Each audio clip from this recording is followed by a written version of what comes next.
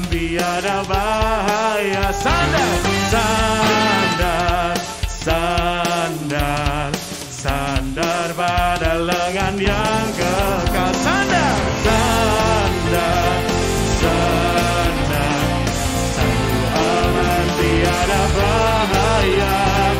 Sandar, oh sandar, sandar pada lengan yang kekal. Sandar pada lengan yang kekal. Sandar pada lengan yang kekal. Haleluya, puji nama Tuhan.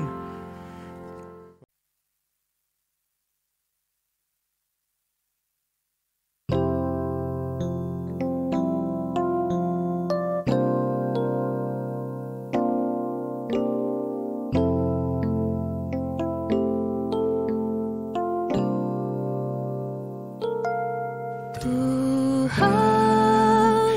bila hati kawanku terluka oleh tingkah ujarku dan kehendakku jadi panduku,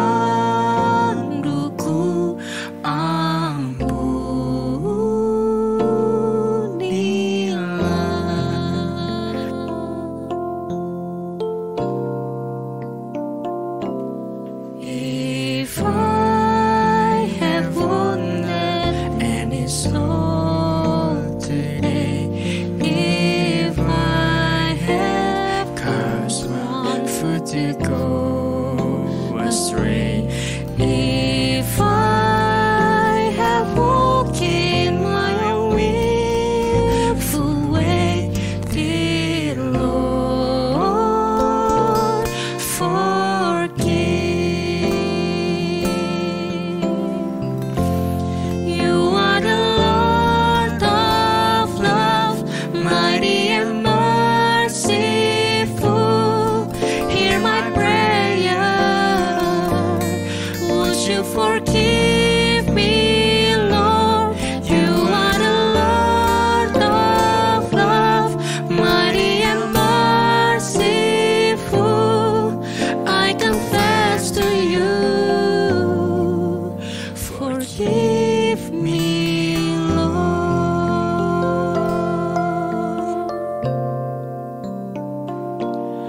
Dan hari ini aku bersembah serta padamu, Bapa, berserah. Berikan daku kasih-Mu mesra. Amin, amin, amin, amin.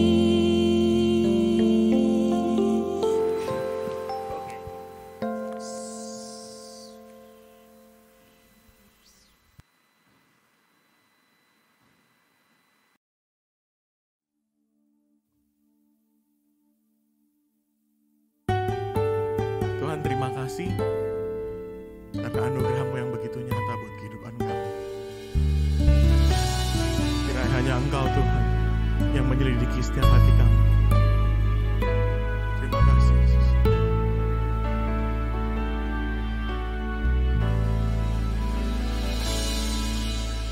Engkaulah Tuhanku dan Rajaku. Engkau terang dambaan jiwaku. Tiada yang seperti-Mu di bumi dan di surga. Hanya Kau Tuhan yang ku cinta. Oh Tuhan, selidikilah, jagalah hatiku. Apakah aku masih setia kepadamu? Oh Tuhan, tolong hamba merindukanmu selalu, mengasihimu pribadi yang agung.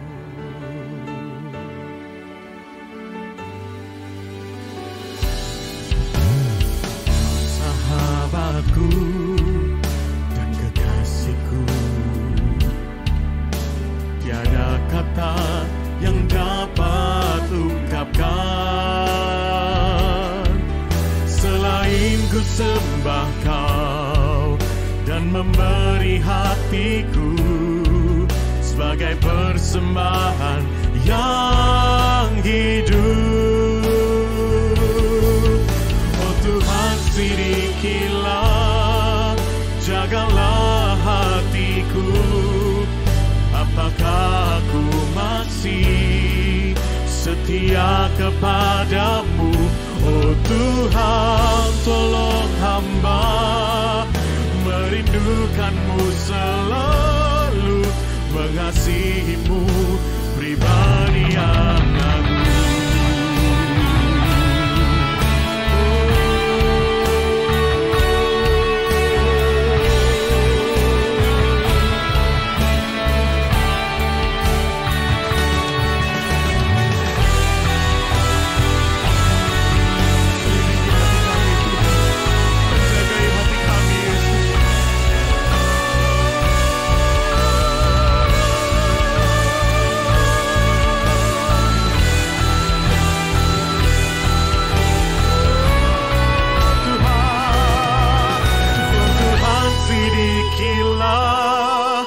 Jagalah hatiku, apakah aku masih setia kepadamu?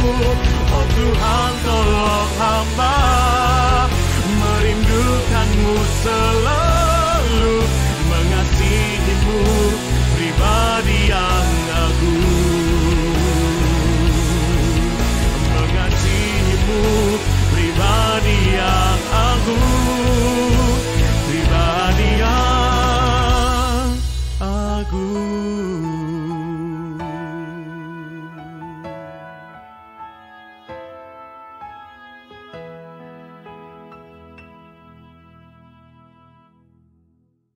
Haleluya.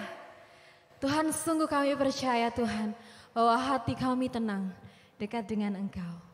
Karena Engkaulah Allah Immanuel, Allah yang beserta dengan kami, Allah sumber kedamaian dalam hidup kami. Terima kasih Tuhan.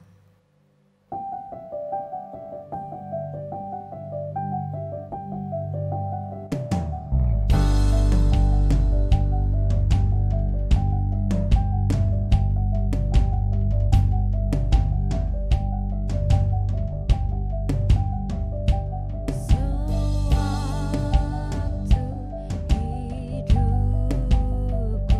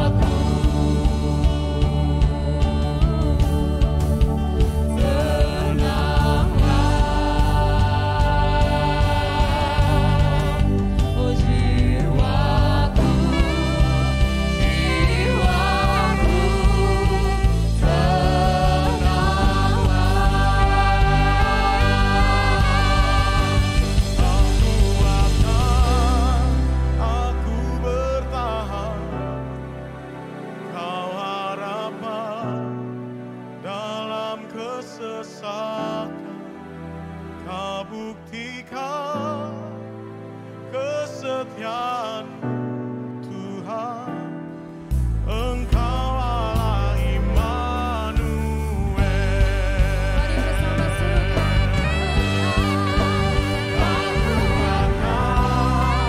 Aku bertahan, Kau harapan yang kesesatan.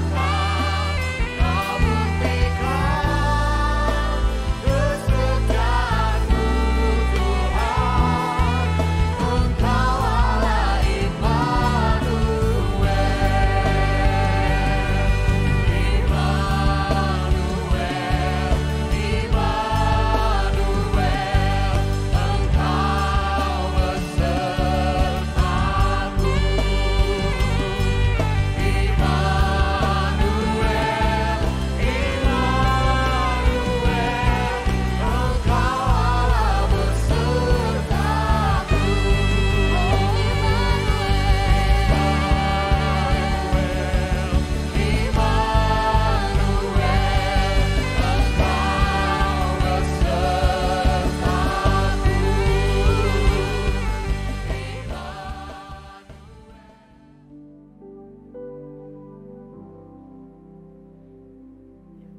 Shalom, jemaat Rek dan simpatisan Rek dimanapun Anda berada.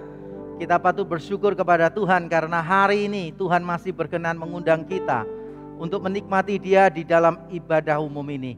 Kita bersyukur ini undangan yang beranugerah bagi kita. Karena itu sudah sepatutnya kita menyambut dengan sukacita, menyambut dengan kesungguhan hati kita. Mari saya mengundang seluruh jemaat untuk bangkit berdiri bersama-sama. Kita menyiapkan hati dan pikiran kita fokus untuk memuliakan dan menyenangkan Allah Tritunggal. Mari kita mengambil saat teduh di hadapan Tuhan.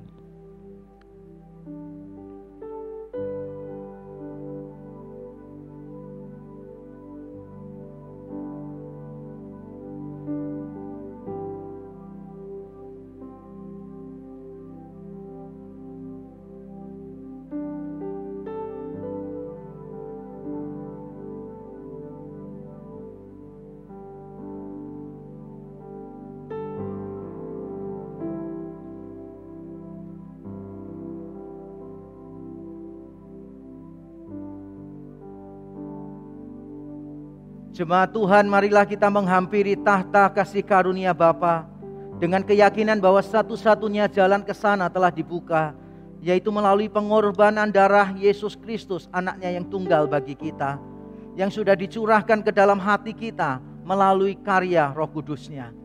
Turunlah atas kita sekalian rahmat, berkat dan anugerah-Nya di dalam ibadah ini, yang akan menyempurnakan ibadah ini di dalam nama Tuhan Yesus Kristus. Amin. Jemaat dipersilakan duduk kembali.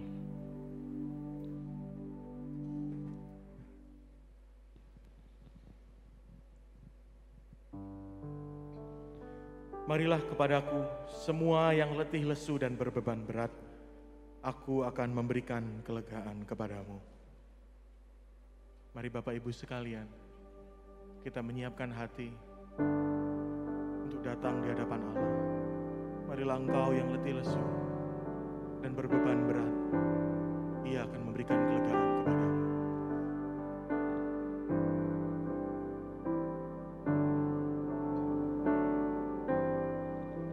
Nun di bukit yang jauh tanpa kayu salib, lambang kutuk nestapa celah. Salib itu tempat Tuhan Maha Kudus menebus umat manusia.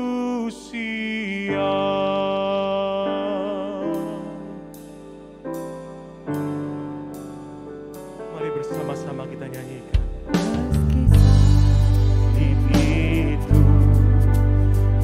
Celah dicerca bagiku tiada.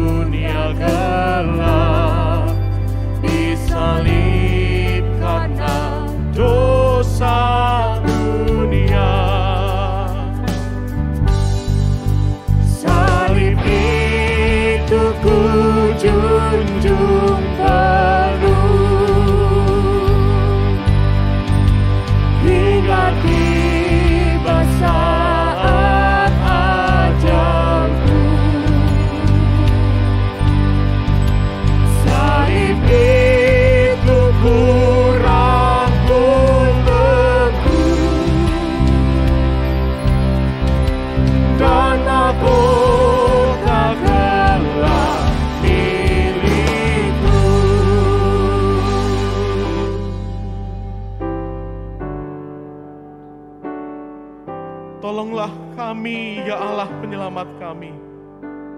Demi kemuliaan nama-Mu, lepaskanlah kami dan ampunilah dosa kami oleh karena nama-Mu. Tuhan, kami sungguh bersyukur karena Engkau telah mau mati bagi kami di atas kayu salib. Kami sungguh bersyukur Engkau mengorbankan diri-Mu bagi kami, Tuhan. Dan untuk itu kami mau mengakui setiap dosa kami di hadapan Allah. Mari kita mengambil waktu sejenak.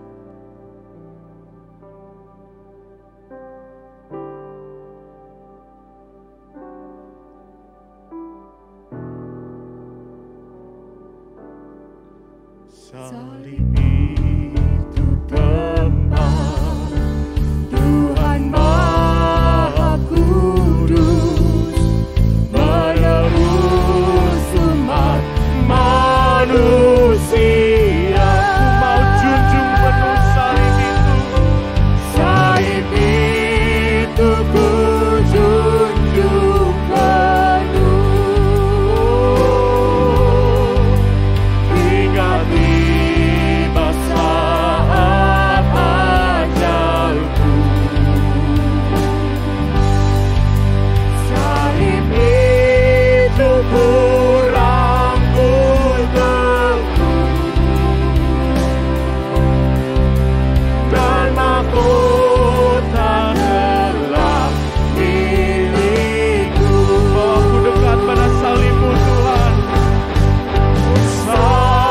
Salibnya, salibnya, selamanya mulia. Dosaku dihapuskan, dosaku dihapuskan oleh darah Yesus. Salibnya, salibnya,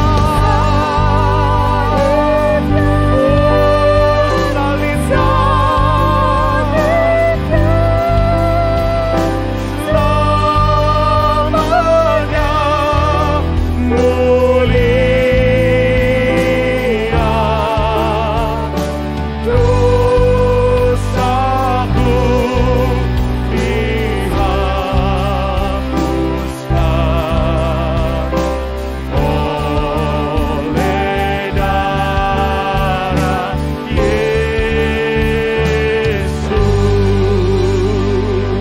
darah Yesus. Puji nama Allah di tempat kudusnya. Terima kasih Tuhan, terima kasih. Salib-Mu yang mulia, di sanalah Engkau mati untuk kami. Kami bersyukur karena Engkau telah mengampuni setiap dosa kami, Tuhan. Terima kasih Bapa, terima kasih. Dan hanya di dalam nama Tuhan kami Yesus Kristus, kami mau berdoa dan mengucap syukur. Amin. Mika 7 ayatnya yang ke-18. Siapakah Allah seperti Engkau yang mengampuni dosa dan yang memaafkan pelanggaran dari sisa-sisa miliknya sendiri, yang tidak bertahan dalam murkanya untuk seterusnya, melainkan berkenan kepada kasih setia. Bapak Ibu sekalian, marilah kita berdiri. Kita akan mengikrarkan pengakuan iman Nisea Konstantinopel yang berbunyi demikian.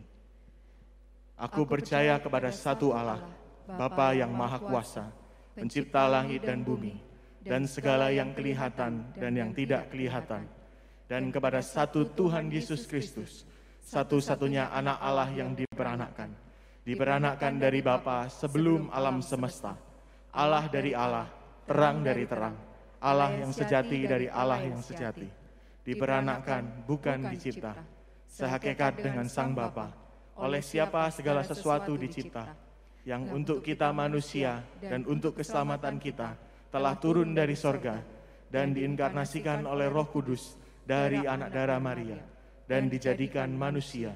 Ia telah disalibkan juga bagi kita di bawah pemerintahan Pontius Pilatus. Ia menderita dan dikuburkan, dan pada hari ketiga ia bangkit kembali sesuai dengan kitab suci, dan naik ke sorga, dan duduk di sebelah kanan Bapa. Dan ia akan datang kembali dengan kemuliaan untuk menghakimi orang yang hidup dan yang mati, yang kerajaannya tak akan berakhir. Dan aku percaya kepada Roh Kudus, Tuhan dan pemberi kehidupan, yang keluar dari Bapa dan Anak, yang bersama-sama dengan Bapa dan Anak, disembah dan dimuliakan, yang telah berfirman dengan perantaraan para nabi. Dan aku percaya satu gereja yang am dan rasuli. Aku mengakui satu baptisan untuk pengampunan dosa, dan aku menantikan kebangkitan orang mati dan kehidupan di dunia yang akan datang. Amin. Amin. Bersyukur karena kasih Allah yang begitu luar biasa. Haraplah kita selalu mengingat akan nama Yesus, karena harapan hanya ada di dalam Dia. Haleluya.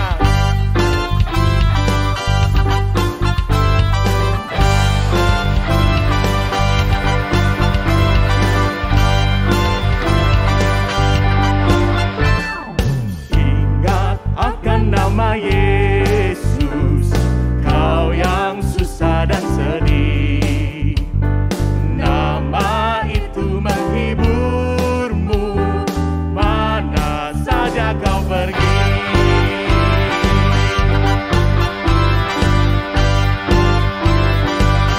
Mari bawa nama Tuhan Yesus. Nama Tuhan Yesus, itulah perisaimu. Bila datang pencobaan, itu yang menolongmu. Ingatlah namanya, pengharapan dunia. Indahlah namanya, suka surga yang bakal. Sungguh indah nama Yesus, pengharapan dunia. Sungguh indah namanya, pengharapan dunia. Sungguh indah namamu Yesus, pengharapanku. Sungguh indah nama Yesus, pengharapan dunia. Sungguh indah namanya, pengharapan dunia. Sungguh indah namamu Yesus, pengharapanku.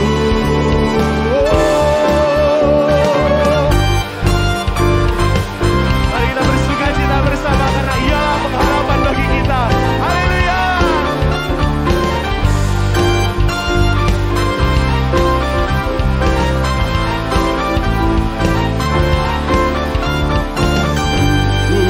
Agung nama Yesus, hati kita bergema.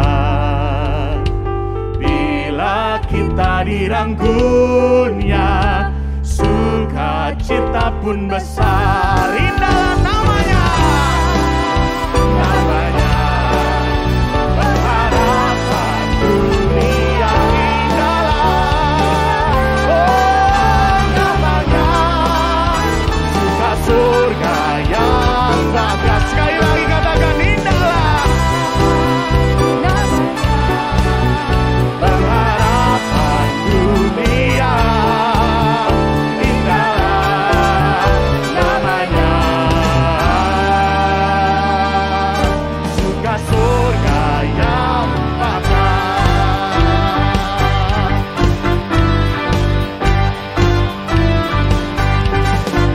Haleluya, bersorak bagi Tuhan. Bapak Ibu dipersilakan untuk duduk kembali.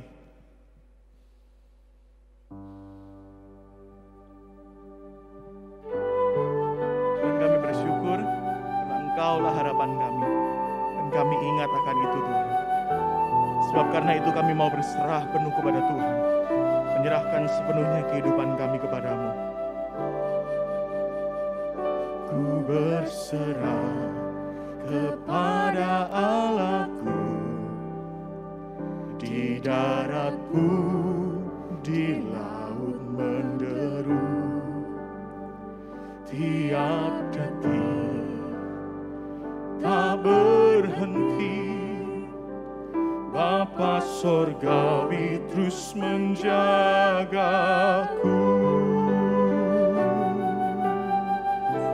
terus menjaga kami Tuhan. Mau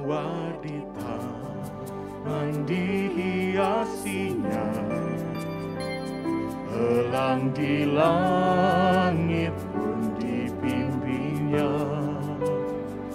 Dia tentu besertaku, Bapa surgawi terus menjagaku. Ku tahu benar, ku dipegang erat di gunung tinggi dan samudera, di taufan gelap ku didekat, Bapa surgawi terus menjagaku.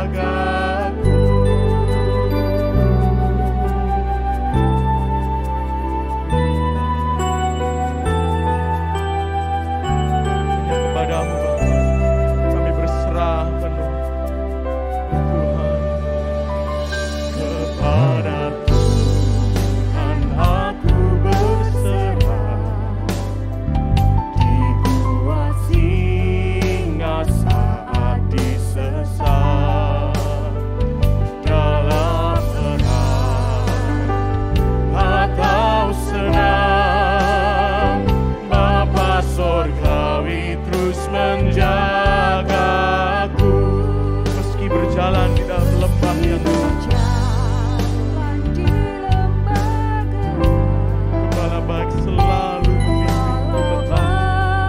membimbingku tetap, ku dihentak dan tak gentar, Bapa surgawi terus menjaga. Sebab ku tahu benar Tuhan, ku dipegang erat di gunung tinggi dan samudera, di taufan gelap ku didekat, Bapa surgawi terus menjaga. Mari kita bersama-sama bangkit berdiri menyambut firman Tuhan. Ku dipegang erat di gunung tinggi dan samudera, di taufan gelap ku didekat, Bapa surgawi terus menjaga, di taufan gelap. Oh,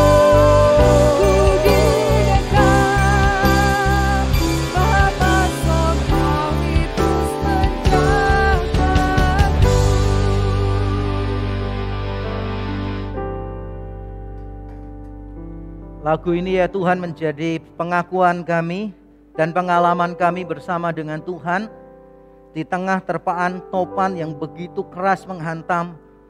Kami mendapati bahwa kami toh tetap di dalam dekapan Tuhan. Mungkin hati kami sempat gentar dengan situasi yang terjadi akhir-akhir ini. Tapi iman kami selalu berkata bahwa kami akan baik-baik saja bersama dengan Tuhan. Kami belum tahu bagaimana caramu akan menolong kami. Tetapi kami tahu satu hal, bahwa Engkau pasti akan menolong kami. Dan kami membuka hati kami ya Tuhan hari ini untuk mendengarkan firman-Mu. Kiranya Engkau berbicara dengan kuat kepada kami, masing-masing kami. Roh Kudus, kiranya Engkau berkenan bekerja melampaui dari apa yang mampu kami pikirkan atau yang mampu kami harapkan. Kami sungguh berdoa, Tuhan, kiranya nama-Mu dimuliakan dan hati-Mu disenangkan. Kiranya Injil Yesus Kristus yang murni, yang benar, yang menyelamatkan, kematian dan kebangkitannya, penebusannya yang beranugerah diberitakan sejelas-jelasnya di antara kami. Dan itulah yang menjadi kuasa yang mengubahkan kami. Hanya di dalam Injil kami memiliki pengharapan. Terima kasih, di dalam Kristus Yesus Tuhan kami berdoa dan bersyukur. Amin. Amin. Nah, shalom Bapak Ibu Saudara sekalian, saya bersuka cita karena Tuhan masih memberi kita kesempatan. Dan by the way, silakan duduk kembali Bapak Ibu Saudara. Kita bersyukur karena Tuhan memberi kita kesempatan untuk mendengarkan firman-Nya sekali lagi. Dan ini adalah minggu yang kedua. Jemaat Trek pasti tahu, minggu yang kedua adalah waktunya bagi kita untuk melanjutkan seri khotbah eksposisi dari Perjanjian Lama, yaitu dari kitab Amos. Nanti kita akan membahas 2 ayat dari kitab ini. Tapi sebelum kita membahas ke sana, izinkan saya memberikan pertanyaan kepada kita. Apa yang langsung terbersit di dalam pikiran Bapak Ibu Saudara ketika Bapak Ibu Saudara mendengar kalimat Tuhan melawat kita dengan kuasa-Nya?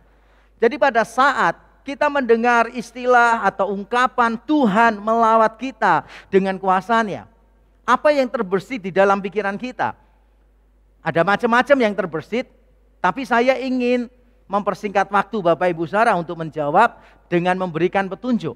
Ketika Bapak Ibu Saudara mendengar ucapan Tuhan melawat kita dengan kuasa-Nya, yang Bapak Ibu Saudara pikirkan itu adalah kita perlu menyambut dengan tarian sukacita atau kita menyambut dengan ratapan, karena itu merupakan sebuah berita duka cita.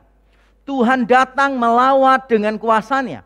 Apakah itu kabar baik atau itu kabar buruk bagi kita? Saya mencoba menebak, mungkin sebagian besar di antara kita akan berkata bahwa Tuhan melawat umat-Nya dengan kuasa-Nya merupakan kabar baik. Karena Bapak Ibu Saudara membayangkan bahwa kalau Tuhan datang dengan kuasa-Nya, berarti akan terjadi mujizat, berarti akan terjadi pertolongan yang ajaib, berarti akan terjadi pencurahan berkat yang luar biasa karena Tuhan melawat umat-Nya dengan kuasa-Nya. Tapi jangan kaget ketika nanti Bapak Ibu Saudara mendengarkan sisa dari khotbah ini. Bapak Ibu Saudara akan mengetahui bahwa Allah ketika datang melawat bangsa Israel dengan kuasa-Nya, sebetulnya itu adalah kabar buruk bagi umat-Nya. Karena Tuhan datang untuk memberikan hukuman kepada umat-Nya. Ini bukan kabar baik, tapi kabar buruk. Sebagaimana Allah menggunakan kuasa-Nya untuk menolong, Dia juga berhak menggunakan kuasa-Nya untuk menghukum. Dua-duanya membutuhkan kuasa Allah. Dan kuasa Allah dipertunjukkan Allah dengan cara yang sangat beragam sekali. Kalau boleh saya mengatakan, saya mau berkata begini, saudara. Allah yang berkuasa dan juga Allah yang berkuasa juga berkuasa untuk menggunakan kuasa-Nya dengan cara apa saja dan dengan tujuan apa saja. Saya bacakan sekali lagi. Allah yang berkuasa juga berkuasa untuk menggunakan kuasa-Nya dengan cara apa saja dan dengan tujuan apa saja. Adalah hal yang ironis di banyak gereja, terutama gereja-gereja tertentu yang paling demen, paling getol dengan kuasa Allah, paling getol dengan perkataan Allah melawat kita dengan kuasanya yang dahsyat begitu. Tapi ternyata mereka justru menjadi orang-orang yang paling sering membatasi kuasa Allah. Kalau kita percaya Allah berkuasa, berarti kita harus percaya bahwa Dia juga berkuasa untuk menggunakan kuasanya sesuai dengan kehendaknya. Dengan cara apa saja, dengan tujuan apa saja. Tapi banyak orang yang mengakui kuasa Tuhan, seringkali membatasi Tuhan untuk menunjukkan kuasanya. Itulah sebabnya orang-orang itu seringkali tidak bisa melihat kuasa Tuhan yang sesungguhnya. Saya mau berkata begini kepada Bapak Ibu Saudara sekalian. Kalau Anda tidak bisa melihat kuasa Allah bekerja, yang perlu diubah adalah pemahaman Anda. Sekali lagi. Kalau Anda tidak bisa melihat kuasa Allah bekerja, yang perlu diubah adalah pemahaman Anda. Karena saya yakin Allah selalu bekerja. Dan ketika Dia bekerja, saya tahu Dia selalu bekerja dengan kuasa-Nya. Tapi kita seringkali memahaminya secara keliru. Ada seorang anak remaja, dia datang kepada pendetanya dan minta didoakan. Dia berkata begini, Pak Pendeta tolong doakan saya Pak, supaya saya setiap hari dibasuh oleh darah Yesus. Supaya darah Yesus itu menguasai seluruh sel tubuh saya Pak. Wah, pendetanya kaget dan pendetanya juga ikut senang juga. Pendetanya kaget karena anak muda kok sudah punya kerinduan yang luar biasa kayak begini. Dan dia senang juga. Karena ini jemaatnya. Kapan lagi punya jemaat yang seperti itu? Tapi pendetanya tidak buru-buru mendoakan. Pendetanya ingin tahu lebih banyak tentang pemuda ini. Makanya dia tanya, mengapa kamu ingin dibasuh darah Yesus setiap hari? Mengapa kamu ingin bahwa darah Yesus menguasai seluruh tubuhmu? Dan pemuda ini dengan santai mengatakan, karena di rumah saya itu banyak nyamuk, Pak. Pendetanya mulai bingung.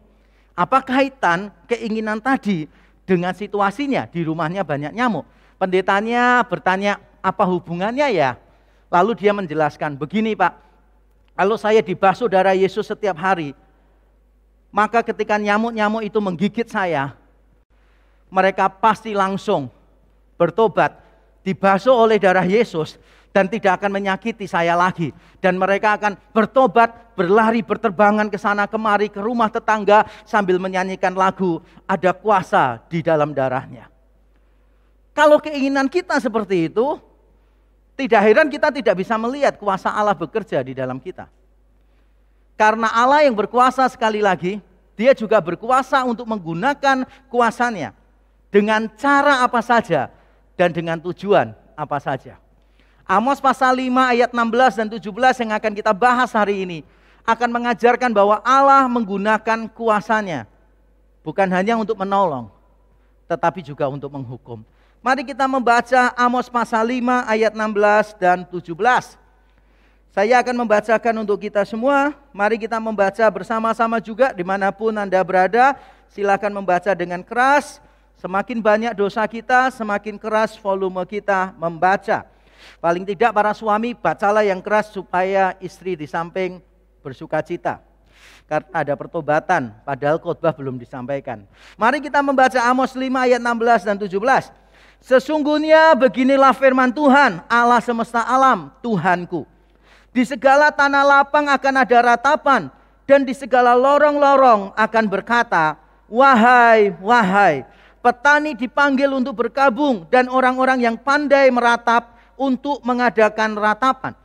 Dan di segala kebun anggur akan ada ratapan, apabila aku berjalan dari tengah-tengahmu. Sekali lagi, sesungguhnya beginilah firman Tuhan Allah semesta alam, Tuhanku. Di segala tanah lapang akan ada ratapan, dan di segala lorong orang akan berkata, wahai, wahai. Petani dipanggil untuk berkabung, dan orang-orang yang pandai meratap untuk mengadakan ratapan. Dan di segala kebun anggur akan ada ratapan, apabila aku berjalan dari tengah-tengah kamu. Firman Tuhan.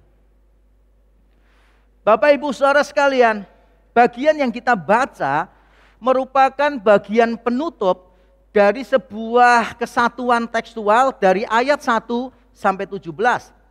Yang selalu mengikuti khotbah berseri ini pasti tahu, di awal pembahasan pasal 5 ayat 1, saya sudah menjelaskan bahwa ayat 1 sampai 17 adalah satu kesatuan yang ditandai dengan struktur yang namanya kiasme, struktur yang bersifat kiastik. Bagian awal dengan bagian akhir sama, bagian kedua dari awal dengan bagian kedua dari akhir sama, bagian ketiga dari awal sama dengan bagian terakhir yang ketiga. Jadi begitu seterusnya, atau memakai istilah lain polanya adalah ABBA. Kalau panjang berarti ABCCBA. Nah, kalau Bapak Ibu Saudara ingat, puji Tuhan. Kalau tidak ingat, ya tetap saja puji Tuhan. Sekarang saya mengingatkan Bapak Ibu Saudara sekalian. Nah, karena ini adalah sifatnya kiastik, maka kita tidak mungkin bisa memahami ayat 16 dan 17 terpisah dari ayat 1 sampai 3. Tidak mungkin bisa. Karena dua bagian ini paralel sehingga harus dibaca bersama-sama. Nah, nanti kita akan membacanya sekilas pertama kali bersama-sama. Setelah itu kita akan fokus pada ayat 16 dan 17. Dan nanti khotbah saya akan menerangkan dua hal. Pertama, saya akan menerangkan keadaan bangsa Israel di ayat 16 dan 17. Lalu saya akan menerangkan di bagian yang kedua tentang kekuasaan Tuhan. Bahwa apa yang menimpa bangsa Israel di ayat 16 dan 17 tidak membuktikan bahwa Tuhan itu tidak berkuasa. Sebaliknya, apa yang menimpa bangsa Israel walaupun kelihatannya kacau dan buruk, Justru itu merupakan manifestasi dari kuasa Tuhan. Jadi ada dua bagian besar. Dan langsung saja kita akan melihat bagian yang pertama, yaitu keadaan bangsa Israel di ayat 16 dan 17. Dan seperti tadi saya katakan, kita perlu membandingkannya dengan ayat 1 sampai yang ketiga. Kalau kita melihat ayat 1 sampai yang ketiga, di situ juga ada tentang kematian. Di situ juga ada kekalahan perang. Tapi bedanya apa dengan ayat 16 dan 17? Ada beberapa. Yang paling penting saja, yang paling penting perbedaannya adalah kalau di ayat 1 sampai 3 bicara tentang situasi di medan peperangan. Dan itu menimpa para tentara. 1000 tentara dikirim, yang balik 100. 100 dikirim, yang balik 10. 10 dikirim, yang balik 1. Yang 1 jelas tidak akan dikirim. Sebab kalau dikirim berarti nanti tubuhnya dia akan dipotong-potong jadi 10 bagian, yang balik cuma 1/10 begitu. Tidak mungkin. Tapi itu menjadi gambaran medan peperangan yang begitu mengerikan, kekalahan perang yang telak dan menimpa para tentara. Ayat 1 sampai 3. Tapi jangan berpikir bahwa kemalangan ini hanya menimpa para tentara. Ayat 16 dan 17 menceritakan apa yang terjadi di kota, di negeri Israel. Bukan cuma di medan peperangan yang ada di luar sana. Bukan cuma menimpa para tentara, tetapi juga menimpa para penduduk. Dan nanti kita akan melihat bahwa ayat 16 dan 17, walaupun sejajar, paralel dengan ayat 1 sampai 3, tapi ayat 16 dan 17 memiliki bobot yang lebih.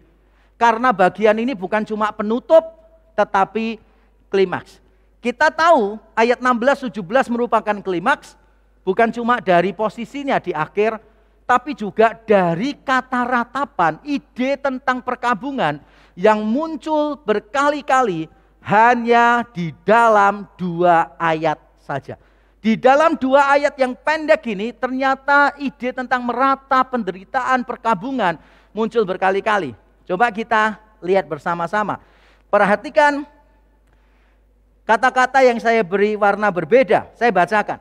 Sesungguhnya beginilah firman Tuhan Allah semesta alam Tuhanku, di segala tanah lapang akan ada ratapan. 1. Dan di segala lorong orang akan berkata, wahai, wahai. Nanti saya terangkan, ini adalah seruan ratapan. Dan petani dipanggil untuk berkabung. Jadi ratapan, wahai, wahai, berkabung. Dan orang-orang yang pandai meratap untuk mengadakan ratapan. Dan di segala kebun anggur akan ada ratapan apabila aku berjalan dari tengah-tengahmu, firman Tuhan. Dari teks Indonesia kita mendapati kata ratapan, meratap muncul 4 kali.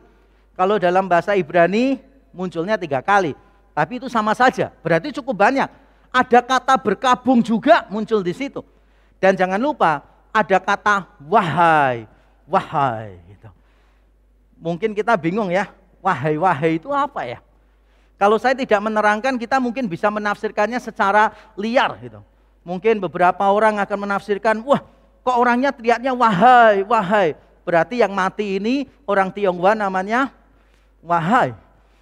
Atau mungkin orang berpikir ini mah bukan nyanyian kesedihan.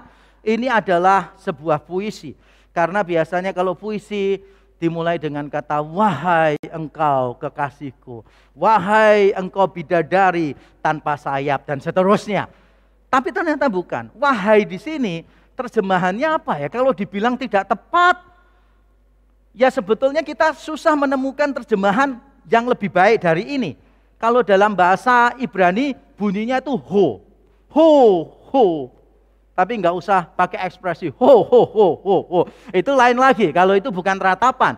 Ho atau di tempat lain hoi, itu artinya itu celaka, celaka, celaka. Mungkin kalau yang paling pas dalam bahasa Indonesia, mungkin saya akan memilih terjemahan tadi. Celaka, celaka, celaka. Berapa kali muncul dalam 2 ayat yang pendek. Berarti ini benar-benar klimaks, bukan cuma penutup. Nah, mengapa orang-orang ini meratap? Semua berkaitan dengan kematian yang sangat parah sekali. Saya tadi pagi atau tadi malam, saya berbicara kepada istri saya dan saya bilang, besok ini saya mau khotbah tapi agak sungkan di tengah situasi PPKM dan mendengar beberapa orang meninggal dunia dan banyak ambulans seliweran ke sana kemari gitu. Kemudian istri saya tanya, kenapa Pak? Ya karena besok aku akan bercerita tentang betapa ngerinya kematian yang ada di Israel pada waktu zaman Amos. Jadi saya tidak ingin menakut-nakutin Bapak Ibu Saudara sekalian, apalagi yang sedang isoman, apalagi yang sedang memakai bantuan oksigen. Saya tidak sedang menakut-nakutin. Saya bukan menceritakan situasi pandemi di Indonesia, bukan. Orang-orang pada zaman Amos meninggal bukan karena COVID-19 ya, bukan. Bukan karena varian Delta dan sebagainya, tapi mereka meninggal karena varian Delta, Omikron, Sigma, dan Alpha, yaitu dosa kalau disingkat. Mereka meninggal dunia karena dosa. Dan kita akan melihat betapa ngerinya situasi kematian pada waktu itu. Kita bisa tahu kematiannya mengerikan karena semua orang meratap. Semua orang meratap. Di ayat yang ke-16b dikatakan, orang akan berkata, celaka, celaka, atau wahai, wahai. Petani dipanggil untuk berkabung. Dan orang-orang yang pandai meratap, maksudnya itu peratap profesional, dipanggil untuk mengadakan ratapan. Bayangkan saudara ya. Jadi orang itu meratap. Banyak orang di mana-mana itu meratap. Semuanya itu bicaranya sama. Celaka, celaka, celaka, celaka. Beberapa orang sudah stres karena sehari mendengarkan ambulans seliweran 3-5 kali sudah cukup membuat kita stres. Padahal belum tentu ambulan itu mengangkut pasien COVID-19. Walaupun ada kemungkinan itu pasien, bahkan ada kemungkinan yang sudah meninggal dunia. Tapi ada kalanya ambulan itu mengangkut pasien biasa saja. Atau mungkin sopirnya tidak terlalu sabar, sebetulnya nggak ada apa-apa sih. Dia menyalakan sirine supaya lebih cepat. Siapa tahu saudara ya. Siapa tahu, karena saya dulu pernah mendengar kabar teman saya mengemudikan ambulan tidak ada apa-apa. Dia pakai sirine. Terus ketangkep polisi. Luar biasa ya, waktunya tepat sekali. Nah, kita mendengarkan sirine gitu aja. Udah rasanya kayak kaget. Dan beberapa orang yang ada di rumah sakit penanganan COVID-19 beberapa cerita. Waduh, tiap hari mendengar seliweran, orang mati, nangis dan sebagainya. Membayangkan begitu sangat mengerikan. Dan situasi di Amos pada waktu itu saya yakin jauh lebih mengerikan. Karena semua orang meratap dan mereka itu memanggil peratap profesional. Itu budaya kuno sih. Kita ingat ya, dulu saya ingat pada waktu nenek saya meninggal dunia. Itu kan disemayamkan beberapa hari. Dan pihak keluarga itu memanggil para peratap. Para peratap profesional. Mereka itu nyanyi, nangis dan sebagainya, membunyikan alat-alat, begitulah dalam tradisi Tionghoa kan begitu. Ada peratap yang profesional. Ternyata di suku-suku lain juga banyak kok orang yang menjadi peratap profesional. Tapi yang beda di sini apa? Yang beda itu begini. Jumlah peratap profesional itu tidak memadai lagi. Tidak cukup jumlahnya sampai akhirnya para petani diundang untuk menjadi peratap profesional. Bayangkan saudara, hubungannya apa petani dengan peratap profesional ini? Mungkin kalau mengundang penyanyi masih ada hubungannya gitu. Atau mungkin kalau memanggil orang-orang yang kaum lemah misalnya, mungkin masih ada hubungannya. Jadi gampang memikirkan hidupnya, ya dia gampang menangis meratap. Ini petani punya pekerjaan sendiri kan biasanya. Tapi ternyata saking tidak ada orang untuk meratap secara profesional. Siapapun dipanggil untuk meratap. Dan itulah keadaannya. Saya ingat peristiwa di India pada waktu badai tsunami COVID-19 melanda. Tidak cukup orang yang membakar mayat-mayat yang ada. Maka rakyat melakukan pembakaran sendiri di jalan-jalan. Tempat untuk pembakaran yang umum dengan acara-acara tidak ada lagi. Karena jumlahnya terlalu banyak sehingga orang memotong pohon kemudian membakar mayat-mayat di sepanjang jalan. Saudara, situasi yang pasti sangat parah sekali dan mengerikan. Tapi bukan cuma itu. Kita tahu bahwa situasinya sangat mengerikan bukan hanya karena semua orang meratap, bukan karena dari jumlah peratap, tetapi juga lokasi ratapan. Lokasi ratapannya kalau kita baca dikatakan demikian saudara, di segala tanah lapang akan ada ratapan, dan di segala lorong akan ada ratapan juga, orang berseru wahai wahai, dan di segala kebun anggur akan ada ratapan. Bahasa Indonesia menerjemahkannya tanah lapang, tapi kalau kita melihat di dalam bahasa Ibrani terjemahannya bukan tanah lapang, terjemahannya adalah alun-alun. Beberapa versi bahasa Inggris menerjemahkannya itu public squares gitu. Jadi tempat berkerumunnya orang begitulah. Tidak harus alun-alun, tapi yang paling pas untuk budaya Indonesia tampaknya lebih tepat diterjemahkannya alun-alun. Jadi di alun-alun dan di setiap lorong. Lorong di sini artinya jangan membayangkan kampung-kampung kecil saja, bukan. Karena kata Ibrani yang dipakai adalah jalan. Bahkan beberapa bahasa Inggris menerjemahkannya bukan cuma street, tapi highway. Jangan pikirkan tol, ada gardunya dan sebagainya, enggak. Maksudnya yang dimaksudkan adalah segala macam jalan, termasuk mungkin adalah jalan-jalan besar. Tapi menurut saya, bukan itu yang paling menyedihkan. Yang paling menyedihkan adalah ratapan juga terjadi di kebun anggur. Mengapa ini menyedihkan?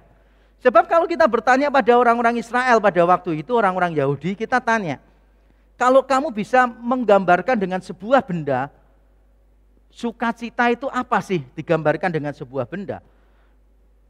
Dugaan saya, di antara 5 atau 3 jawaban yang mereka sebutkan, salah satunya pasti adalah anggur. Karena anggur itu sedemikian lekat dengan sukacita. Makanya di dalam Alkitab seringkali sukacita dikaitkan dengan anggur. Dalam budaya Israel tiap kali ada pesta kegembiraan selalu ada anggur. Anggur adalah tanda sukacita. Di kebun anggur tidak ada sukacita. Di kebun anggur adanya duka cita dan ratapan.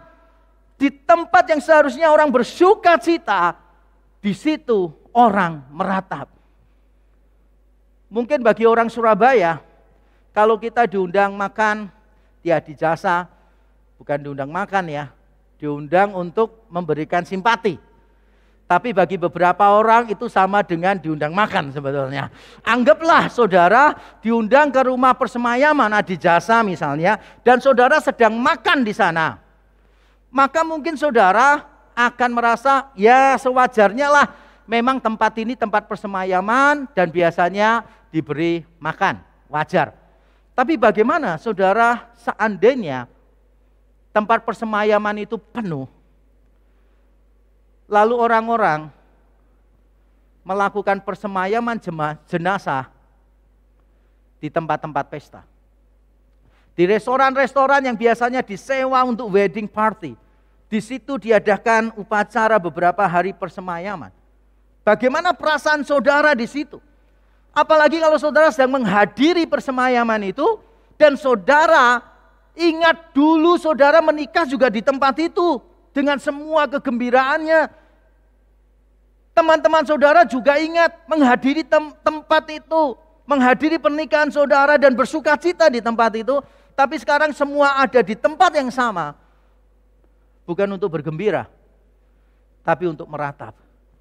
Dan jangan lupa saudara, di setiap tempat yang disebutkan tadi, entah alun-alun, entah jalan, entah kebun anggur, Amos tidak lupa menambahkan satu kata, yaitu kata segala. Segala. Segala tanah lapang, segala alun-alun, segala jalan, segala kebun anggur. Nah, saya tidak tahu apakah ini artinya hurufiah, dalam arti tidak ada satu tempat pun, kebun anggur pun yang tidak ada peratapnya, atau ini gaya bahasa hiperbola, melebih-lebihkan tapi bukan bermaksud untuk berbohong.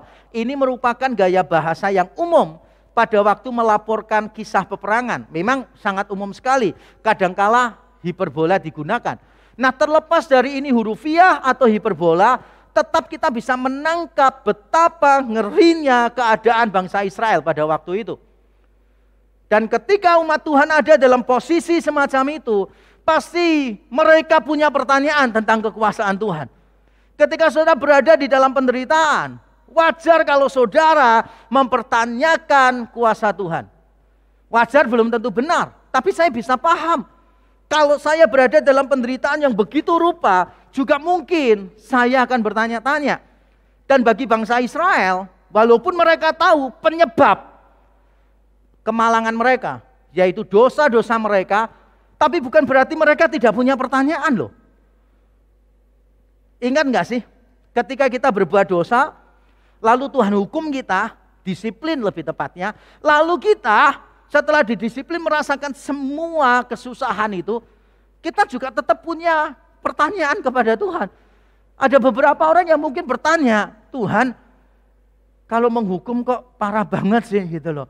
Padahal aku baru berdosa 2 hari loh.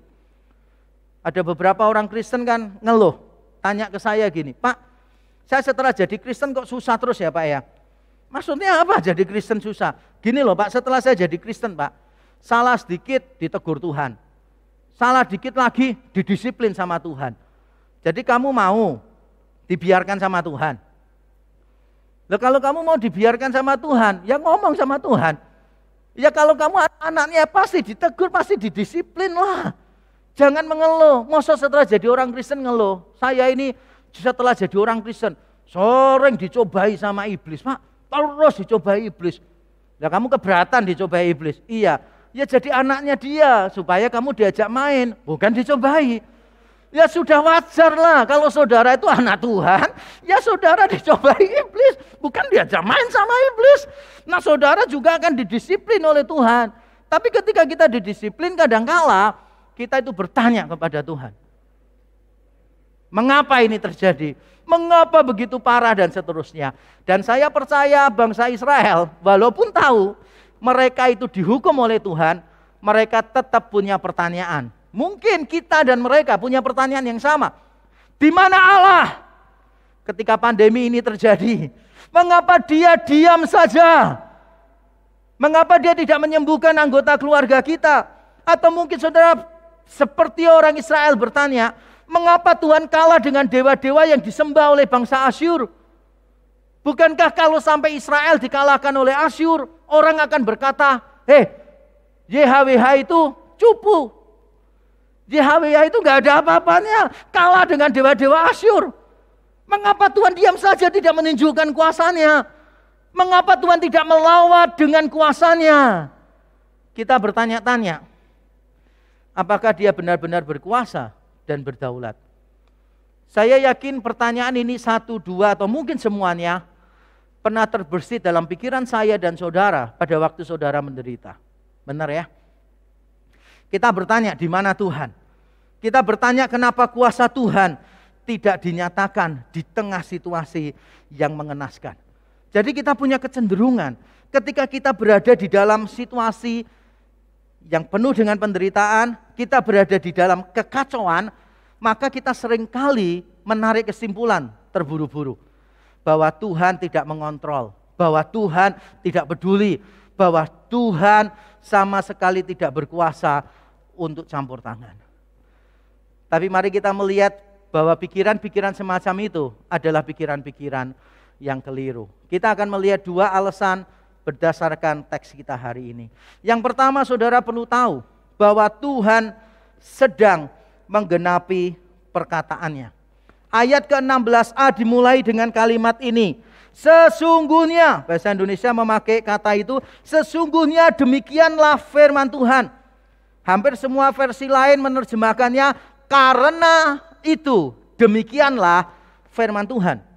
Lalu di ayat yang ke-17 bagian terakhir juga ditutup dengan 1 kata, 2 kata lebih tepatnya, firman Tuhan. Jadi Amos menekankan bahwa apapun yang terjadi itu menggenapi firman Tuhan. Allah tidak kehilangan kedaulatannya karena itu tidak mungkin. Allah tidak pernah dirampas kekuasaannya karena itu tidak mungkin. Justru apa yang terjadi sesuai dengan firman Allah. Entah kita menerjemahkannya dengan kata sesungguhnya seperti bahasa Indonesia, penekanannya letaknya pada kepastian sesungguhnya. Tetapi kalau mayoritas bahasa Inggris menerjemahkannya secara lebih hurufiah. Karena itu penekanannya bukan pada kepastian, tapi penekanannya pada konsekuensi. Karena bangsa Israel berdosa, maka Tuhan memberikan perintah, peringatan, kecaman kepada mereka, dan Tuhan memastikan itu akan terjadi. Jadi di tengah situasi kalut semrawut yang sedang melanda bangsa Israel, umat Tuhan, bukan berarti Tuhan tidak berkuasa. Tuhan menunjukkan kuasanya bahwa Dia sedang menggenapi apa yang Dia katakan. Dia setia kepada firman-Nya. Bahkan untuk menekankan itu, Amos berkata begini tentang Tuhan. Dia mengatakan begini, ayat yang ke-16a. Sesungguhnya atau karena itu, demikianlah firman, perhatikan. Tuhan, YHWH, Allah semesta alam. Lalu ada tambahannya lagi, Tuhanku. Biasa kata yang dipakai Adonai. Jadi di situ saudara melihat ada kata YHWH, diberi tambahan Tuhan semesta alam, yang menurut saya cukup biasa, Tuhan semesta alam. Tapi yang tidak biasa adalah ada penambahan Tuhanku. Nama Allah yang lain yaitu Adonai muncul di sana. Jadi seolah-olah Amos ingin berkata begini, di tengah situasi yang tidak karu-karuan ini, Allah itu tetap adalah pemilik kehidupan. Dia tetap mengontrol segala sesuatu. Dia tetap Allah atas semesta alam. Jangankan Allah atas bangsa Israel. Dia Allah atas semesta alam. Dan Dia adalah Tuhan YHWH. Dia adalah Tuhan Adonai. Dipakai semuanya untuk menunjukkan kepada kita bahwa Allah berkuasa. Dia sedang menggenapi firman-Nya. Kalau memang benar apa yang terjadi adalah tentang Tuhan menggenapi firman-Nya, entah itu janjinya, entah itu peringatannya, kecamannya, tegurannya, maka kita perlu ingat ini. Yang paling kita perlukan adalah memahami keadaan sesuai firman Tuhan. Bukan memaksakan kehendak kita pada Tuhan. Sekali lagi saya bacakan. Yang paling kita perlukan adalah memahami keadaan sesuai firman Tuhan. Bukan memaksakan kehendak kita pada Tuhan. Jujur saudara, kita ini punya kebiasaan buruk. Kebiasaan buruknya gini.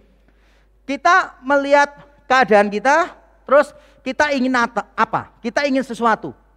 Setelah kita ingin sesuatu, kita baru cari ayatnya yang mendukung sesuatu yang kita harapkan. Benar atau betul?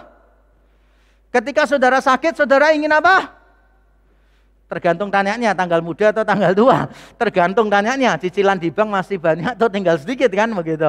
Nah, kita biasanya ketika sakit kita kepengennya sembuh. Karena kita sudah punya keinginan sembuh, maka kita mencari ayat-ayat di Alkitab yang cocok dengan keinginan kita. Lalu kita berkata begini, ini janji Tuhan buat aku. Saudara lupa bahwa Paulus punya duri dalam daging, 2 Korintus 12, minta supaya Tuhan mengambil karena itu utusan iblis menggocoh dia. Entah itu penyakit, entah itu penganiayaan.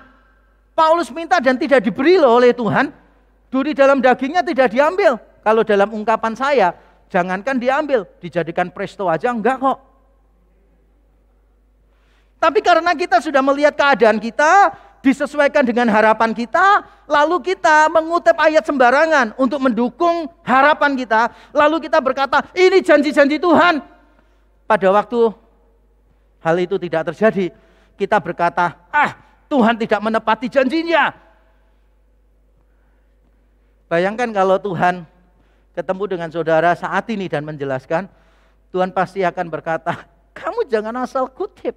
Siapa yang berjanji demikian kepadamu? Sama seperti kalau saudara mau ikut asuransi kesehatan misalnya, saudara itu perlu tanya yang jelas. Penyakit-penyakit apa yang di cover, kapan mulai di covernya, apakah harus opname ataukah rawat jalan juga di cover. Itu saudara perlu tahu. Bahkan ketika saudara diberitahu rawat jalan juga harus ngerti. Rawat jalan itu bukan memperbaiki trotoar di depan jalan. Itu tidak di-cover oleh asuransi jalan. Walaupun saudara merawat jalan di depan rumah saudara, konyol banget, gak lucu. Benar memang. Untuk menunjukkan kalau saudara itu kadang-kala konyol memahami janji-janji Tuhan. Kalau saudara ikut asuransi jiwa, kematian, ya perlu tanya yang jelas. Itu yang mati siapa, nanti ditutup oleh siapa, apakah kalau kita mati, apakah semua jenis kematian ditutup, dan sebagainya. Perlu bertanya yang jelas. Kalau tidak, nanti kita membuat klaim yang sebetulnya tidak ada di aturan asuransinya. Nah sama seperti itu, banyak orang Kristen membuat klaim-klaim janji Tuhan, padahal Tuhan gak pernah janji. Ada seorang anak kecil, dia diminta tolong mama papahnya membawakan kue ulang tahun dari kakaknya dia. Karena kakaknya itu sedang berulang tahun dan mau merayakan di sekolah. Jadi sekaligus berangkat ke sekolah, adiknya diminta tolong. Karena kan papa mamanya sudah membawa barang lain kan. Ya sedangkan saudaranya yang ulang tahun gak mungkin bisa membawa karena lagi cedera kaki, dia pakai tongkat. Gak bisa dia, hanya bisa jalan, gak bisa bawa apa-apa. Kemudian papa mamanya bilang kepada adiknya, "Dek, tolong bantu bawakan kue-kue ini ya untuk ulang tahun kokomu." Dia jawab gini, "Nggak mau." Wah, papa mamanya langsung kaget. Wah, kok nggak peduli sama orang ini? Langsung papahnya karena penatua di gereja, wah langsung dia melihat ini kesempatan mengajarkan teologi yang benar kepada anak ini. Lalu anaknya ditanya begini, "Adik, kira-kira kalau Yesus ada dalam posisi sekarang ini, kira-kira apa yang akan Yesus lakukan? Apakah Yesus akan berkata hal yang sama seperti yang kamu lakukan? Apakah Yesus akan melakukan seperti yang kamu lakukan ini, tidak peduli dengan saudaramu dan tidak mau menolong?" Dengan santai si adik berkata begini, "Papa, saya yakin kalau Tuhan Yesus ada di sini, Dia akan menyembuhkan kakak saya sehingga dia bisa membawa sendiri kuenya."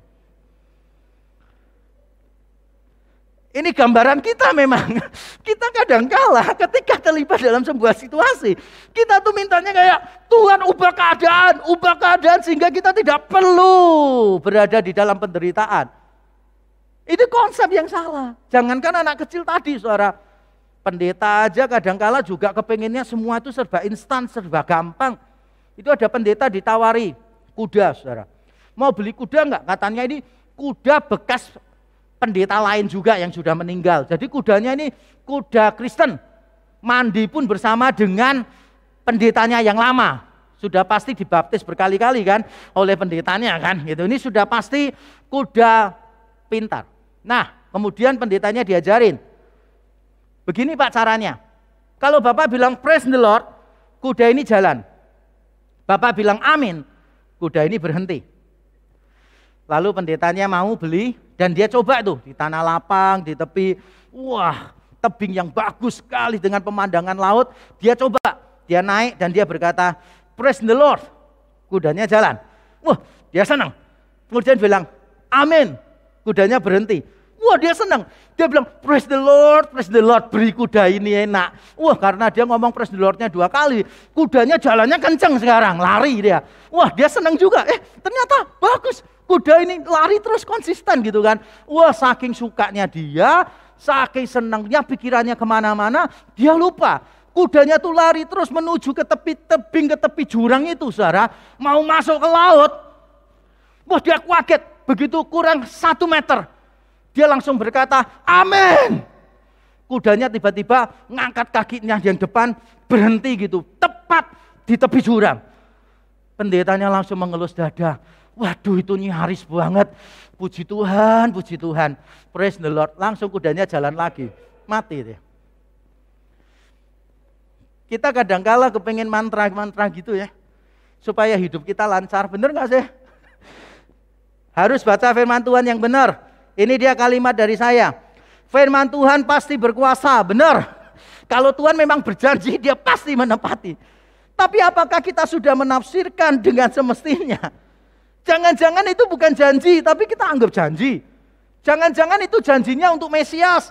Dan kita sok jadi Mesias palsu, mengklaim janji itu untuk Mesias diaplikasikan kepada kita.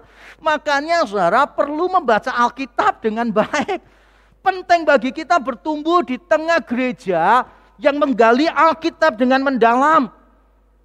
Penting bagi kita untuk berada di tengah-tengah kumpulan orang percaya yang menyukai penggalian Alkitab. Itulah sebabnya dari dulu sampai sekarang REK berkomitmen menyediakan khotbah dengan penyelidikan Alkitab yang mendalam. Paling tidak cukuplah untuk para jemaat. Yang kedua saudara yang mau saya sampaikan, Tuhan tetap berkuasa bukan hanya karena dia sedang menggenapi firman-Nya, tetapi juga Tuhan sedang melawat umat-Nya. Di ayat yang ke-17 dikatakan demikian, dan di segala kebun anggur akan ada ratapan. Perhatikan, apabila aku berjalan dari tengah-tengahmu, firman Tuhan. Bahasa Indonesia memakai terjemahan itu, apabila aku berjalan dari tengah-tengahmu. Kata berjalan di sini atau bahasa Ibraninya avar, kata avar memang tidak mudah untuk ditafsirkan. Artinya itu macam-macam, banyak sekali. Dari meninggalkan sampai memotong, di tengah-tengahnya ada banyak lagi arti yang ada. Nah kalau ditambah dengan kata depan, di antara, dari antara, menuju, dalam, artinya bisa berbeda lagi juga. Saya tidak ingin membuat kita susah memikirkan arti kata ini. Menurut saya, terjemahan bahasa Indonesia sudah cukup baik. Yaitu berjalan, kalau bahasa Indonesia menerjemahkannya berjalan dari tengah-tengahmu. Tapi kalau menurut saya, supaya lebih sempurna dan lebih jelas lagi, seharusnya diterjemahkannya bukan berjalan dari tengah-tengahmu, tapi melewati atau melintasi. Jadi berjalan di tengah-tengahmu. Bukan dari, tapi di tengah-tengahmu. Ini bicara tentang kedatangan Tuhan kepada umatnya. Mengapa saya yakin terjemahan ini yang paling pas? Karena ayat-ayat selanjutnya berbicara tentang kedatangan hari Tuhan. Ayat yang ke-18 sampai 20 bicara tentang kedatangan hari Tuhan. Dan kedatangan hari Tuhan berarti Tuhan datang kepada umatnya. Sangat tepat kalau diterjemahkan avar di situ, melewati atau melintasi. Alasan saya yang lain, karena kata avar itu juga muncul di Imamat 26 ayat yang ke-6. Imamat 26 ayat yang ke-6. Pada saat Tuhan menjanjikan berkat jika bangsa Israel mau taat, kata ini muncul dengan arti melintas. Terjemahan LAI di ayat itu berkata demikian. Pedang tidak akan melintas di negerimu. Pedang tidak akan melintas di negerimu. Kalau mereka taat. Konsekuensinya, kalau mereka tidak taat, yang terjadi adalah sebaliknya. Tuhan yang akan melintas, avar. Tuhan akan melintas di tengah-tengah mereka seperti pedang yang membunuh mereka. Dan itulah yang terjadi pada masa Amos memberikan kecaman, dan nanti tidak lama sesudah itu bangsa Israel ditaklukkan oleh bangsa Asyur. Tuhan tetap berkuasa, saudara. Justru Tuhan melawat dengan kuasanya. Ketika dia memberikan hukuman yang sangat parah, Tuhan sedang menunjukkan kuasanya kepada kita. Jadi kuasa Tuhan bukan cuma untuk menolong, tetapi bisa juga untuk menghukum kita. Di tengah situasi apapun, dia tetap ada kok, saudara, jangan takut. Di tengah situasi apapun dia tetap ada. Hanya saja kehadirannya tidak selalu dengan tujuan yang sama. Dia tetap menyatakan kuasanya. Hanya saja caranya menunjukkan kuasa itu berbeda-beda. Kadang ketika kita menderita, kuasa Tuhan dinyatakan dengan cara memberi kita kekuatan untuk bertahan. Memberikan kita penghiburan supaya kita bertahan. Kadang ketika kita menderita dan terpuruk, Tuhan menyatakan kuasanya dengan cara mengubahkan keadaan kita. Kita diberi jalan keluar. Tuhan mengadakan mujizat, campur tangan di tengah-tengah kita. Tapi kadangkala ketika kita berada dalam kesengsaraan, Tuhan menyatakan kuasanya dalam bentuk pembentukan karakter kita. Keadaan kita tidak diubah, tetapi karakter kita yang diubah. Keadaan kita tidak diubah, tetapi pemahaman kita tentang Tuhan yang diubah. Dan Tuhan sah-sah saja menyatakan kuasanya dalam bentuk macam-macam semacam ini. Bahkan mungkin ketika saudara menderita akibat kesalahan sendiri, Tuhan sedang menghukum, mendisiplin saudara, supaya saudara bertobat dan kembali kepada Dia. Saya tidak ingin mengatakan bahwa semua penderita COVID-19, apalagi yang dipanggil Tuhan, adalah orang-orang yang berdosa. Tidak. Saya melihat banyak yang cinta Tuhan, bahkan lebih cinta Tuhan daripada saya. COVID-19 ini bukan hukuman bagi penderitanya. Walaupun saya tahu keberadaan penyakit, kesengsaraan di dunia, karena dulu dosa sudah masuk ke dalam dunia. Tapi saya tidak akan mengatakan bahwa setiap orang yang sakit adalah orang-orang yang dihukum Tuhan karena kesalahannya. Tapi pada saat yang sama saya juga percaya bahwa beberapa orang yang terpapar dengan virus ini akibat kesalahan sendiri, kurang menjaga protokol kesehatan. Nah, kita tidak perlu kepo tiap kali ketemu teman, sahabat, jemaat lain yang kena, kita tanya, kamu kategori yang mana? Yang dihukum Tuhan atau yang diuji oleh Tuhan? Nggak perlu kepo karena bukan itu yang mereka perlukan. Tapi maksud saya adalah apapun yang sedang kita alami sekarang, dampak pandemi ini bagi usaha kita, keluarga kita, kesehatan kita, sekolah kita, kita harus melihat Tuhan bekerja menyatakan kuasanya. Tapi dengan cara yang berbeda. Mungkin Tuhan sedang menguatkan saudara, memberi penghiburan. Mungkin Tuhan akan mengubahkan keadaan saudara, menyembuhkan saudara. Mungkin Tuhan akan mengubah karakter saudara. Saya tidak tahu. Semua terserah kepada Tuhan.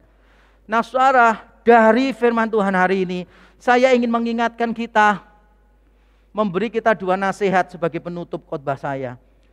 Nasihat saya yang pertama adalah mari kita meratapi dosa dan kegagalan kita. Mari, jangan seperti bangsa Israel.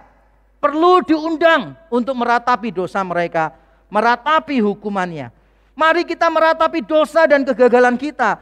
Kasih karunia bukan alasan untuk menganggap dosa sebagai sesuatu yang biasa, apalagi dijadikan kebiasaan.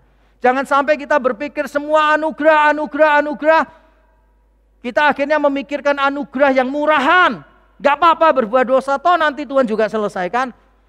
Jangan sampai begitu. Mari kita meratapi dosa kita. Dengarkan saya baik-baik. Kalau kita tidak meratapi dosa kita, kita akan dipaksa Tuhan meratapi hukuman dosa dalam diri kita. Saya ulang sekali lagi.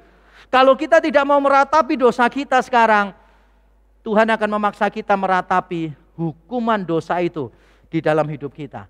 Dan nasihat saya yang terakhir, saya ingin mengingatkan kita, Allah telah datang ke dalam dunia bukan untuk mendatangkan malapetaka, melainkan memberikan pelepasan dan kemenangan atas dosa. Yesus Kristus, Allah menjadi manusia supaya kita tidak perlu menanggung hukuman dosa yang begitu mengerikan. Dia bahkan memberikan pelepasan dan kemenangan atas dosa. Dan waktunya bagi saudara, tidak peduli sebesar apapun dosa saudara, tidak peduli seberapa terpuruk keadaan saudara, hari ini saya mengundang saudara datang kepada Tuhan, berserah penuh dan berkata, Tuhan, I need you, aku membutuhkan Tuhan. Have mercy on me, O Lord. Berbelas kasihanlah atas aku orang yang berdosa ini. Maka saya percaya ratapanmu akan menjadi tarianmu. Ratapan menjadi tarian. Karena ada kasih karunia Tuhan dicurahkan bagi kita saat ini. Mari kita mengambil saat teduh kembali di hadapan Tuhan. Menenangkan hati kita. Mengambil respons yang terbaik terhadap firman Tuhan. Mungkin ada di antara Bapak Ibu Saudara yang menderita terpuruk karena kesombongan, karena kebodohan, kebebalan, karena kesalahan dan pelanggaran. Ingatlah bahwa hukuman yang engkau sedang jalani sekarang, disiplin dari Tuhan, adalah manifestasi dari kuasanya juga. Mari bertobat bersama-sama, datang kepada Dia, berserah penuh, ratapi dosamu. Bagi Bapak Ibu Saudara yang menderita bukan karena dosa-dosa Bapak Ibu Saudara sekalian, bahkan mungkin Anda tidak tahu mengapa itu terjadi. Tapi percayalah bahwa Tuhan sedang menyatakan kuasanya atas hidup Anda. Saudara tidak perlu membatasi bagaimana cara Tuhan menyatakan kuasanya. Yakinilah bahwa Dia sedang menyatakan kuasanya. Dia sedang menggenapi firman-Nya. Dan apapun cara dia menyatakan kuasanya, pasti yang terbaik untuk kita. Mari kita bersyukur kepada Tuhan. Bapa di surga, terima kasih untuk firman-Mu ya Tuhan. Terima kasih. Terima kasih untuk firman-Mu yang menghibur kami, yang menegur kami. Kami datang kepadamu meratapi dosa-dosa kami dan kegagalan-kegagalan kami ya Tuhan. Kami tidak ingin menganggap dosa sebagai sesuatu yang biasa, apalagi menjadikannya kebiasaan di dalam hidup kami semua. Tuhan, tolonglah kami supaya kami terus-menerus dimampukan untuk membenci dosa dengan cara mengasihi Kristus lebih lagi. Bagi kami yang menderita bukan karena kesalahan kami berdoa, Tuhan berilah kami kekuatan dan penghiburan. Berilah kami kebijaksanaan untuk memahami situasi ini seturut dengan firman Tuhan. Ubahlah karakter kami supaya di dalam kelemahan kami menjadi semakin kuat di dalam Kristus. Biarlah di dalam kehilangan kami menemukan Kristus sebagai harta satu-satunya bagi kami. Terpuji nama-Mu dalam Kristus Yesus Tuhan kami berdoa dan bersyukur. Amin. Tuhan memberkati kita.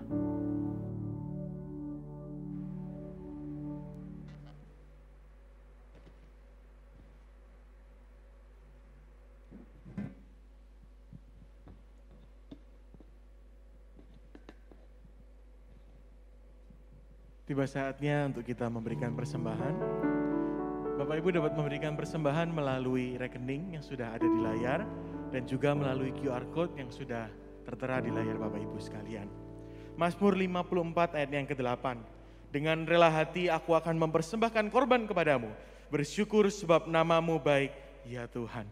Marilah kita memberikan persembahan dengan sepenuh hati.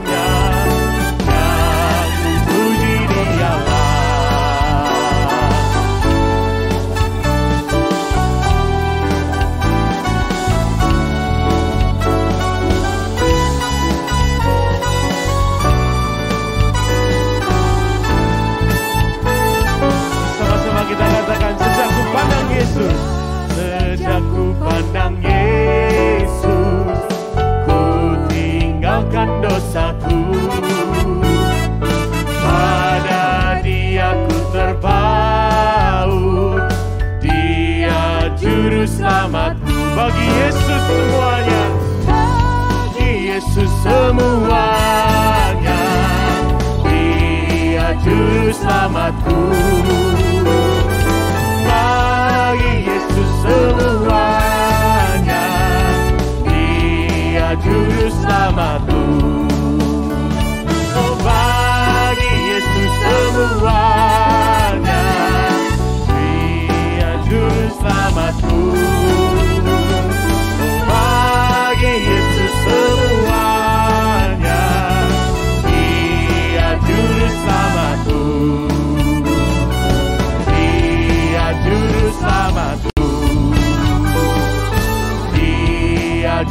selamatku.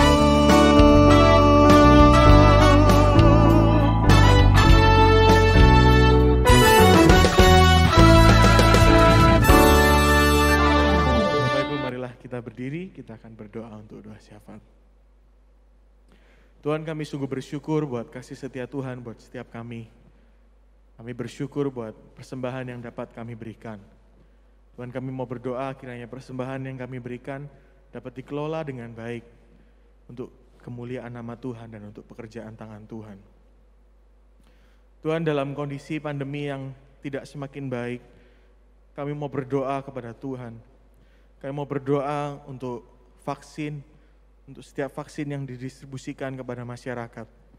Kiranya dapat berjalan sesuai dengan rencana pemerintah.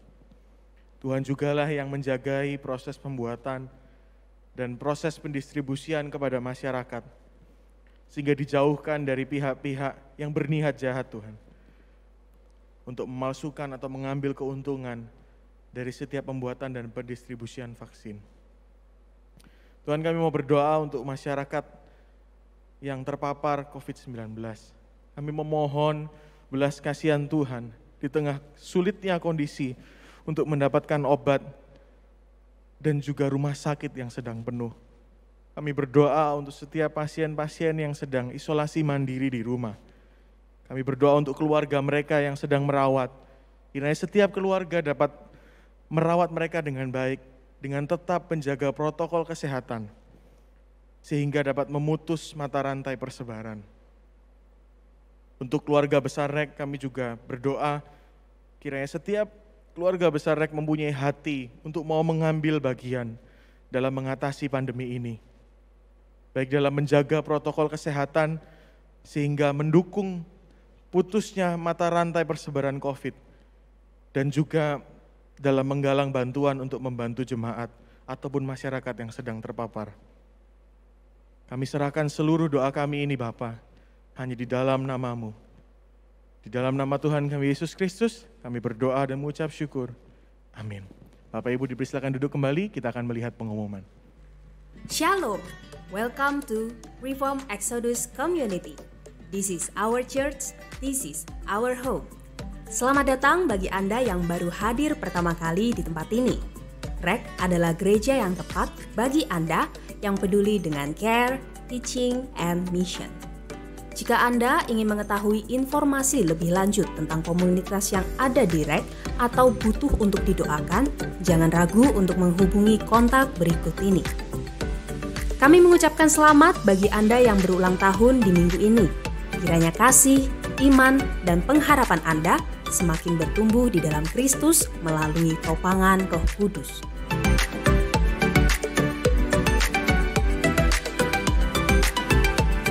Mari meluangkan beberapa menit untuk mengucapkan selamat dan mendoakan saudara-saudara kita yang akan berulang tahun di minggu depan.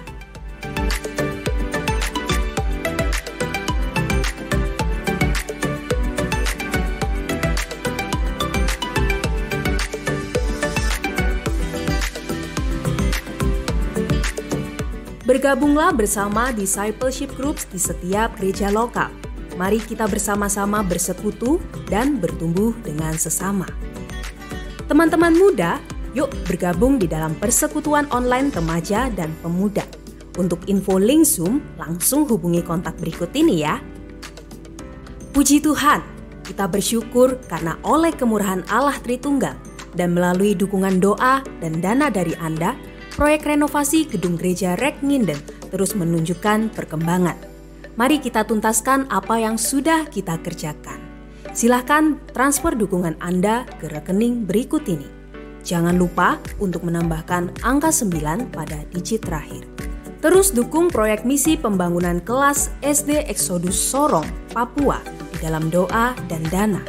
Persembahan dana bisa disalurkan melalui rekening misi berikut ini. Informasi lebih lanjut, silahkan menghubungi Ibu Venisa.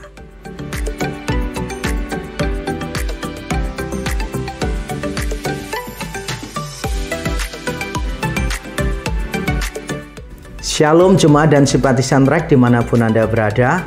Seiring dengan pandemi gelombang kedua yang semakin parah dan semakin banyaknya jemaat REK yang terpapar oleh virus ini, maka saya memutuskan untuk menggiatkan kembali peranan Satgas COVID-19 di gereja kita. Karena itu kami sangat membutuhkan kita semua bergandengan tangan untuk menyelesaikannya. Kami tidak bisa sendirian. Nah, selain berdoa, Bapak Ibu Saudara bisa melakukan beberapa hal. Yang pertama, bisa memberikan dana. Karena kami sangat membutuhkan dana untuk menyediakan obat, vitamin, makanan, dan berbagai keperluan yang lain. Sangat banyak yang kita perlukan, dan kalau Tuhan mengizinkan, kita juga ingin memiliki alat oksigen, mesin oksigen yang mungkin bisa berguna bagi banyak orang. Nah, selain doa, dana, Bapak Ibu Saudara juga yang sebagai penyintas pernah sembuh dari penyakit ini, saya mendorong Bapak Ibu Saudara untuk memberanikan diri memberikan donor sebagai donor plasma konvalesen. Jangan takut, kalau membutuhkan informasi lebih lanjut silahkan menghubungi tim Satgas kita. Mereka akan dengan senang hati memberikan penjelasan bagaimana menjadi donor plasma ini. Nah, bagi jemaat Trek yang terpapar oleh virus ini, jangan berjuang sendirian. Di sini kami ada untuk Bapak Ibu Saudara sekalian. Mari memberitahukan kepada tim Satgas di nomor berikut ini. Kami akan dengan senang hati menolong Bapak Ibu Saudara sekalian. Kalau Bapak Ibu Saudara benar-benar tidak memiliki uang untuk membeli obat, vitamin, bahkan makanan, kami dengan senang hati akan menyediakan bagi Bapak Ibu Saudara sekalian. Kalau Bapak Ibu Saudara membutuhkan penanganan medis yang lain dan kami bisa mengupayakannya, kami berjanji akan melakukan yang terbaik untuk Bapak Ibu Saudara sekalian. Nah, bagaimana dengan mereka yang bukan jemaat Trek? Mungkin keluarga dari jemaat, teman dari jemaat, atau mungkin bahkan bukan orang Kristen. Kalau ada yang terpapar, silahkan memberitahu tim Satgas kita juga. Sebisa mungkin kami akan melakukan apa yang Tuhan sudah percayakan kepada kami. Beritahukan, kami tidak bisa berjanji akan menolong semuanya, tetapi kami berjanji melakukan yang terbaik untuk sebanyak mungkin orang. Karena itu kami membutuhkan kita semua bergandengan tangan. Jangan tunda, mari ambil satu tindakan nyata hari ini juga. Tuhan memberkati. Mari jemaat, di situasi saat ini jangan kita jemu untuk memberikan perhatian kepada sesama. Jangan ragu untuk menelpon saudara-saudara kita, untuk menanyakan kabar, saling mendoakan, dan memberi bantuan. Mari kita saling menguatkan satu dengan yang lain sebagai sesama tubuh Kristus. Stay safe, stay healthy, tetap semangat, Tuhan memberkati.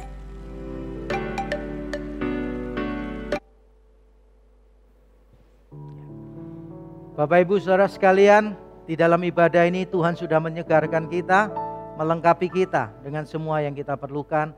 Tiba saatnya Tuhan akan mengutus kita di tengah-tengah dunia, di tengah keluarga kita, supaya kita menjadi agen transformasi, pemancar kasih Kristus kepada semua orang. Dan untuk itu kita semua membutuhkan berkat Tuhan. Saya mengundang Bapak Ibu Saudara sekalian untuk bangkit berdiri bersama-sama. Kita mengembalikan kemuliaan kepada Tuhan.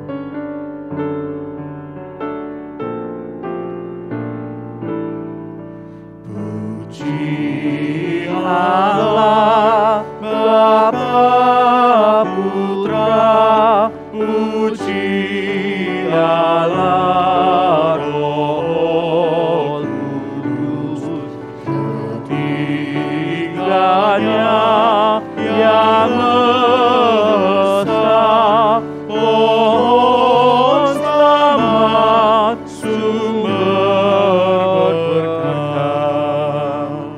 Jemaat Tuhan, arahkan hatimu sekali lagi dan terimalah berkat-Nya. Kiranya Bapa di surga menyertai dan melindungi engkau. Kiranya Yesus Kristus menyinari engkau dengan wajah-Nya dan memberi engkau kasih karunia. Kiranya Roh Kudus menghadapkan wajah-Nya kepadamu dan memberi engkau damai sejahtera yang sesungguhnya, sekarang sampai selama-lamanya. Terimalah berkat dari Allah Tritunggal ini di dalam nama Tuhan Yesus Kristus. Amin. Amin.